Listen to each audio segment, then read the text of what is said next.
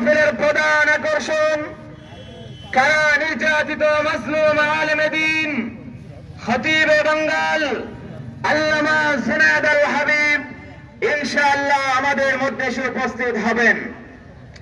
আমাদের আজকের মাহফিলের বিশেষ আকর্ষণ দীর্ঘ 16 বছর যিনি কারাগারে আবদ্ধ ছিলেন, বাংলাদেশের ইতিহাসে সবচেয়ে বেশি কারাবরণকারী সেই আলেমে দ্বীন মুফতি জসিমউদ্দিন রহমানী ইনশাআল্লাহ আমাদের মধ্যে আসবেন।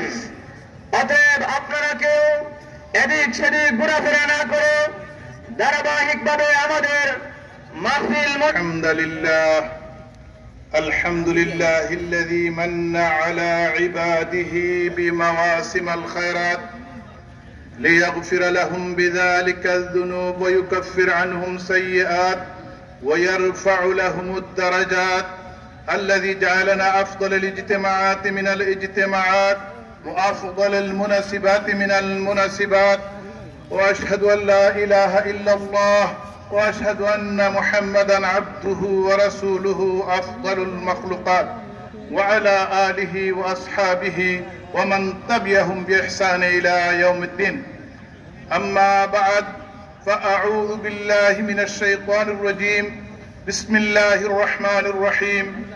يا أيها الذين آمنوا ادخلوا في السلم كافة ولا تتبعوا خطوات الشيطان إنه لكم عدو مبين. اللهم صل على محمد وعلى آل محمد كما صليت على إبراهيم وعلى آل إبراهيم إنك حميد مجيد. اللهم بارك على محمد وعلى آل محمد كما باركت على إبراهيم وعلى آل إبراهيم إنك حميد مجيد. রওজাতুল উলুম নারিকেলতলা ইসগাঁও মাদ্রাসা সুনামগঞ্জ কর্তৃক 50 সালা আন্তর্জাতিক ইসলামী মহাসম্মেলনের জনাবে সদরে মুহতারাম হযরত উলামায়ে কেরাম, সম্মানিত তৌহিদি জনতা, অর্থ এলাকার যুবক ভাইরা, পর্দার আড়ালের মা ও বোনেরা, আসসালামু আলাইকুম ওয়া রাহমাতুল্লাহি ওয়া বারাকাতুহু। ওয়া আলাইকুম আসসালাম। আজকে আপনাদের এই অর্থ এলাকার নারিকেলতলা মাদ্রাসার 50 সালা ইসলামী মহাসম্মেলন অর্থ এলাকার একটা আনন্দঘন পরিবেশে আপনারা উদযাপন করতেছেন। উলামায়ে কেরাম আপনাদেরকে নসিহত করে আপনাদের জীবন ব্যবস্থা, পারিবারিক ব্যবস্থা, সামাজিক ব্যবস্থা কিভাবে সুন্দর হয় সেই কোরআন হাদিসের আলোকে আপনাদেরকে নসিহত শোনাচ্ছেন।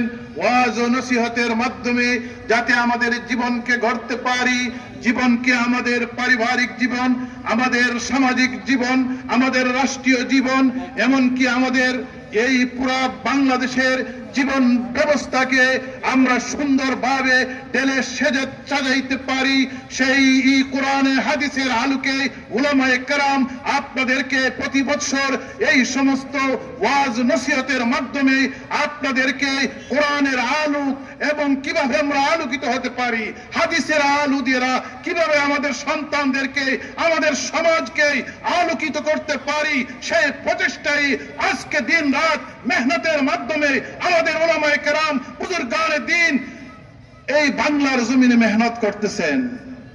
সেই মেহনতের ফসল এই মাদ্রাসা, এই মেহনতের ফসল এই মাদ্রাসা। আলহামদুলিল্লাহ, প্রথমে রব্বুল আলামিনের দরবারে আলিশানে লক্ষ কোটি শুকরিয়া আদায় করি যে আমরা এমন এক পরিবেশে আজকে আমি যখন ঢুকলাম দেখলাম মজমা পরিপূর্ণ। আজকে আপনাদের মধ্যে